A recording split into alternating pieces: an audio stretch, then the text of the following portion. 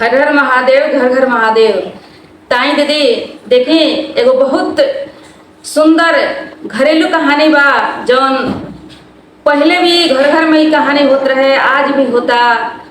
जैसे लड़की जब अपना ससुराल जाता तो लड़की के ससुराल गईला के बाद में जब लड़की कुछ अपने घर के बारे में कुछ कमी कमजोरी कहता बतावता तो माई भौजाई बहन जौन बा अपना लड़की के समझावे के जगह लड़की के और कुछ सिखा के चढ़ा बढ़ा देता लो, आ सिखा के चढ़ा बढ़ा के अपना लड़की के घर खुद के उजाड़ देता लो। ऊपर जिम्मेवारी माई बहन होता। ताई बहुत सुंदर एगो सत्य कथा बा, ये कथा के रउआ सब एक बार जरूर सुनब। तो देखी गुरु बहिना, एगो गांव में एगो बूढ़ी माई रहली। बूढ़ी माई के एगो बेटा रहले। बेटा के अपना पोस पाल के बड़ कैली, सियान कैली। बेटा जब सियान हो गईले तब माई का कैली कि अपना बेटा के शादी कैली। देखी दीदी, शादी के समय में चाहे लड़का के शादी चाहे लड़की के शादी, हर माई बाप अपना से बहुत बढ़िया सोच समझ के जानबूझ के शादी करेला। केहू अपना से गलत जगह शादी ना करेला, लेकिन ओकर सब हुलिया था लगेला शादी भइला के बाद में। जब शादी होके लड़की आई या लड़की ससुराल में जाई तो लड़का के जौन बा उ सब रहस्य जौन बा शादी के बाद में ही था लगेला। अब देखी लड़की आई बिया तो लड़की पहला शुरुआत में खूब धीरे धीरे अपना सास के खूब बढ़िया से सेवा सत्कार सब खाना पानी खूब अच्छा से दे दिया। नया में तो सब केहू वैसन करेला, सब केहू नया में कुछ दिन बहुत बढ़िया व्यवहार करेला ताकि देखे में लागेला ना कि इनका में कोनो कमी होई कोनो बुराई होई, ऐसा सब केहू के व्यवहार रहेला। लेकिन जब समय धीरे धीरे निकले लगेला तब लड़का होके चाहे लड़की होके गुरु बहिना सब लोग अपन असली रंग जौन बा अपन असली रंग देखावे लगेला। देखावेला कि देखो अब हमार असली रंग कौन हो, अपन रंग जौन बा छोड़े लगेला। अब वो लड़की जौन बिया का कैलस कि अब धीरे धीरे माई के सास के अपना कुमान करे लगल। अब बात बत कही से लेके खाना पानी काम धंधा हर कुछ में धीरे धीरे धीरे धीरे ओकर बर्ताव जौन बा उ बदले लगल, चेंज होखे लगल। अब देखी सास बेचारी सोचतारी कि तो हमार पतोह बहुत बढ़िया रही हो, ई केकरा फेर में पड़ गई, केकरा चक्कर में पड़ गई, काहे ऐसे करतारी, ई तो कुछ समझ में आवत नहीं थे। लेकिन पता ना लगे कि काहे वैसे करतारी। कुछ लोग कहेला कि केहू सिखा देहल हो, केहू घर फोड़ देहल हो। लेकिन देखिए दीदी, जब अपन आदमी सही रही तो का केहू घर फोड़ी, का केहू सिखाई। लेकिन सिखावेला जरूर। घर फोड़े वाला घर फोड़ेला, लेकिन वही में कुछ लोग होशियार होला जे केतनो केहू कुछ करेला हिलाव डुलाव ओकर घर टसमस ना होला। आ कुछ लोग हई कमजोर दिल के जब होला तो वही बात में पड़ के अपन घर के प्रति जौन बा अपन बुद्धि विचार व्यवहार सब बिगाड़ लेवेला।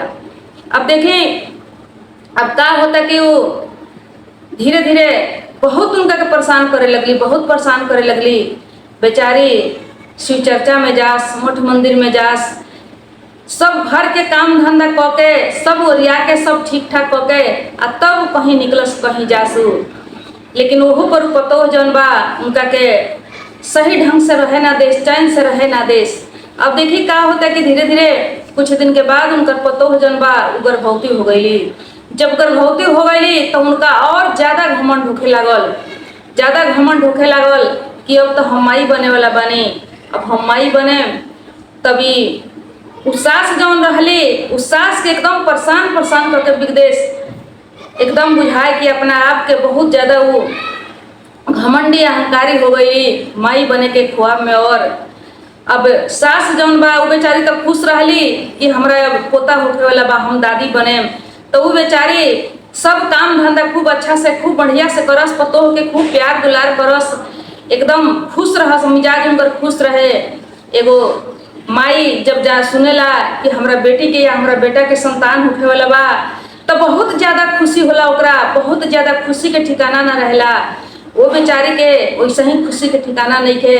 लेकिन पतो एकदम उनकर खुशी में आग लगा दे तरी, ऐसा कर तरी।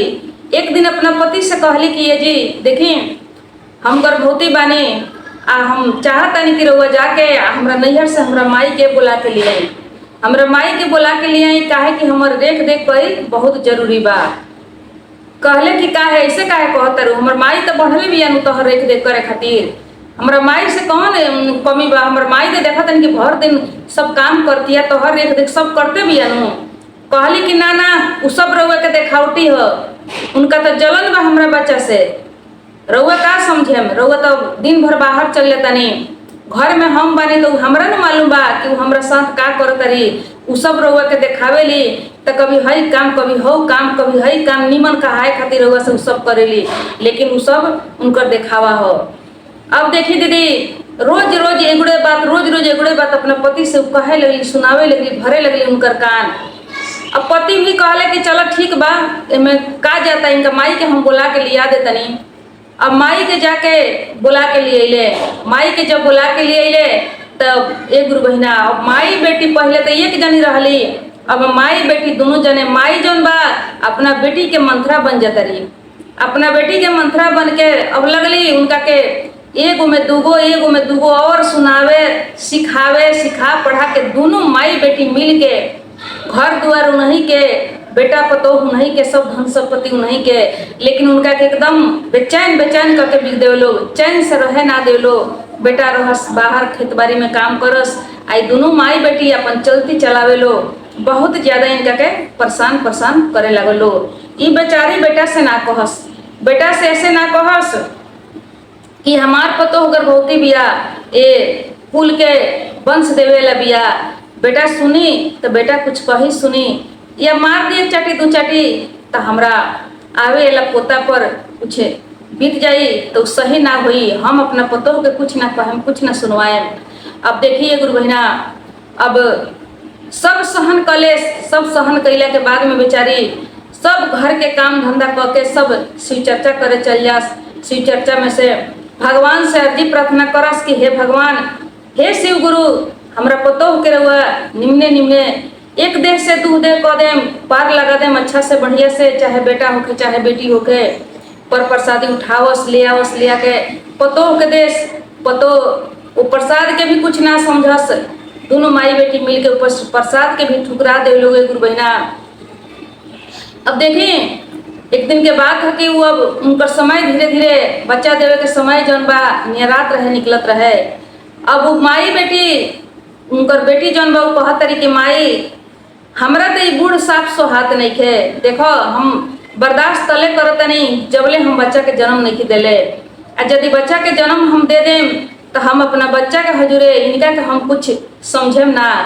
ई लागत है कि हमारी कांटा बन चुकल बड़ी इनकर का कांटा, हम अपना राह के कांटा जौन बा कैसे साफ करी, कैसे निकाली, हमरा 5 पैसे सुहात नहीं की, बर्दाश्त नहीं के होत।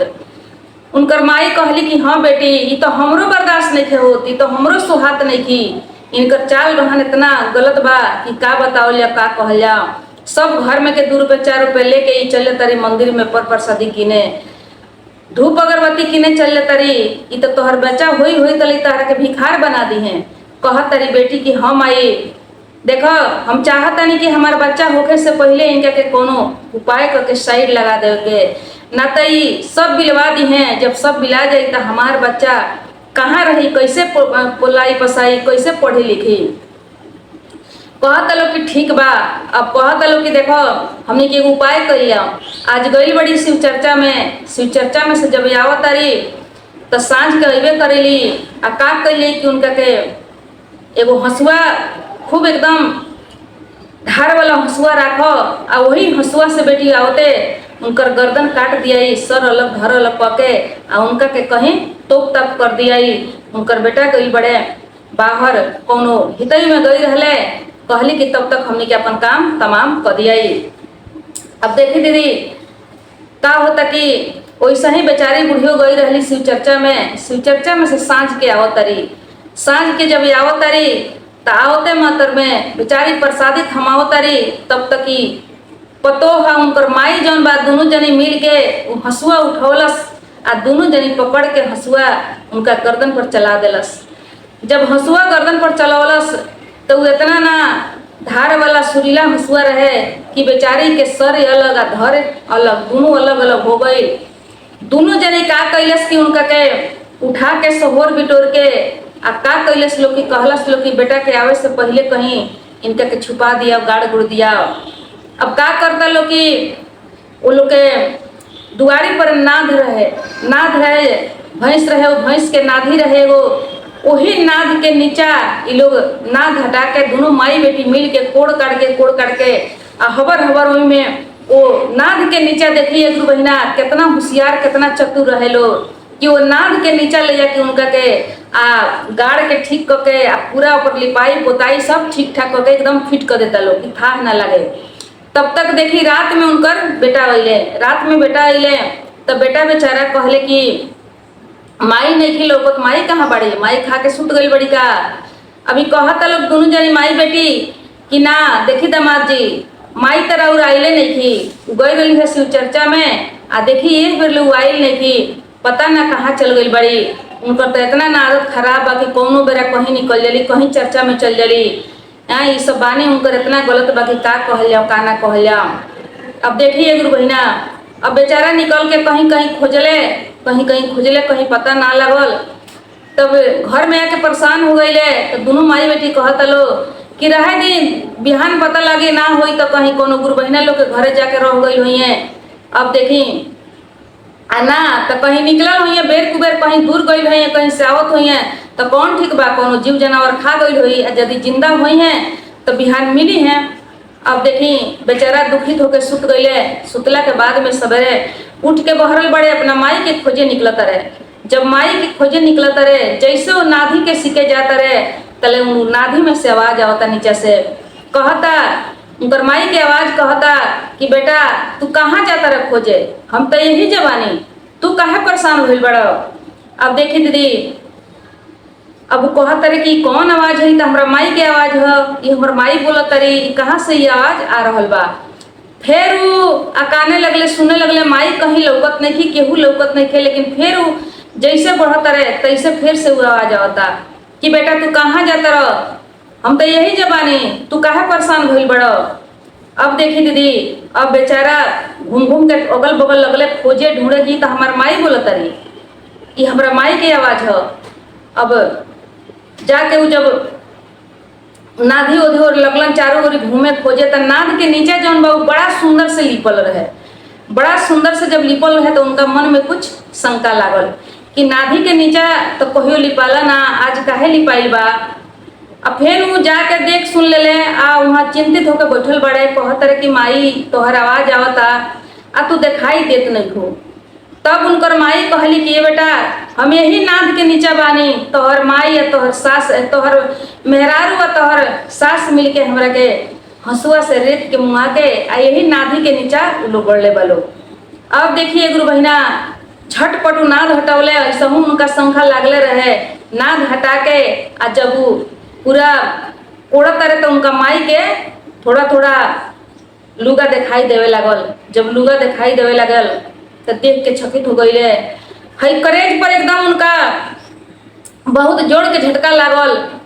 उनकर अब हिम्मत ना करे के उ गढ़ा के उ कोड़स, लेकिन कैसहू कह के उ गढ़ा के जब कोड़ले निकलले तो में से उनकर माई निकल गई।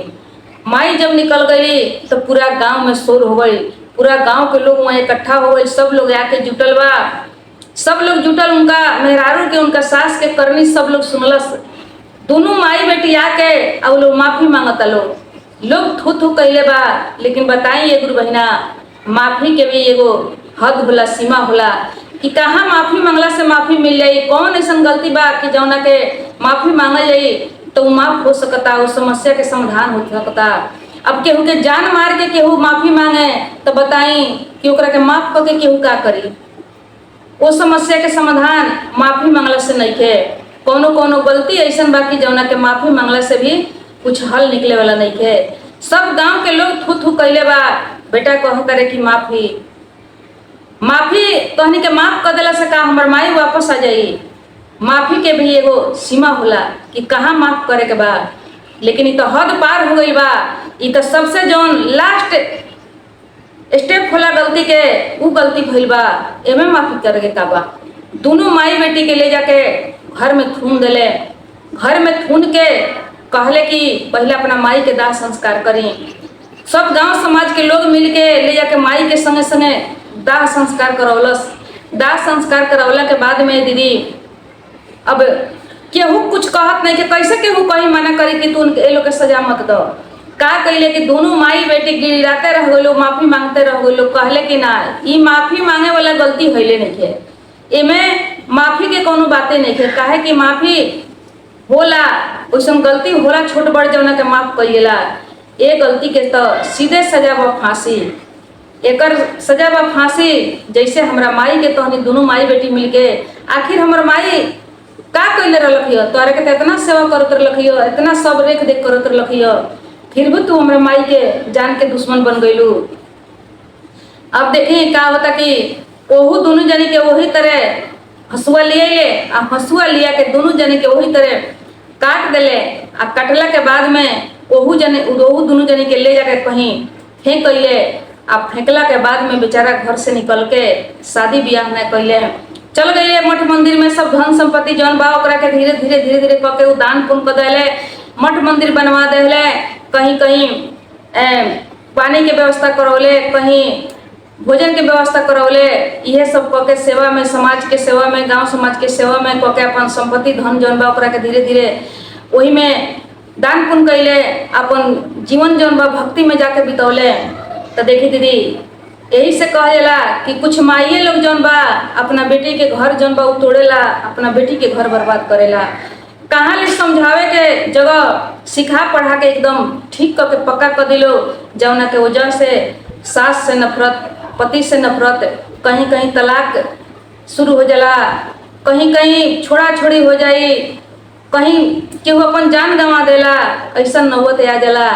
माई लोग के चाहे कि अपना बेटी के समझावे बुझावे के चाहे। केकरा घर में दुख सुख ना होला, केकरा घर में दूगो बात ना सुने सहे के पड़ेला। ई तो हमनी के मानव के ई संसारिक झमेला ह। इस संसारिक झमेला में तो दूगो बात सुने के पड़ी, सहे के पड़ी, दुख सुख सब आवेला, सब परेशानी के काटे के पड़ेला। केहू ऐसा नहीं है जे केहू के ऐसा घर मिलल होके, ऐसा ससुराल मिलल होके, चाहे बेटी राजा के होके चाहे भिखारी के होके, कि ओकरा के केहू ससुराल के लोग पलकों पर बैठा के राखत होके, ओकरा के अपना तरहती पर राख के ओकरा के खाना पानी देत होके। कौनो ऐसा घर नहीं है। हर घर में दूगो विवाद होकबे करी, दू शब्द के कभी तर्क होकबे करी, जवाब सवाल होकबे करी। थोड़ा सा कभी कभी दुख परेशानी कुछ घटल बढ़ल हर कमी हर घर में बा दीदी। तो चली कथा या